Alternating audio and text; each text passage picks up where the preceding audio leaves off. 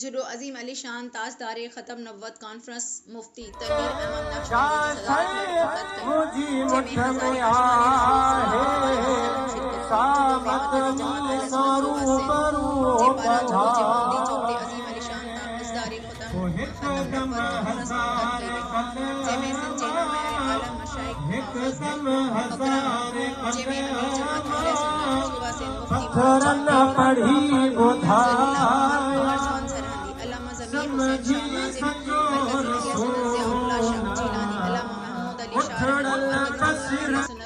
मुफ्ती मोहम्मद शरीफ सईदी नायब नाजिम जमात अहले सुन्नत सूबा सिंध मुफ्ती तनवीर अहमद नक्शबंदी समेत बेन आलमन दीन मुकर्रर शान रिसालत में अकीदत जागुल्ला पेश करे महफिल के झुमा चलो। जलसे में हजारन की तादाद में आशिकाने रसूल सल्लल्लाहु अलैहि वसल्लम शरीक हुआ।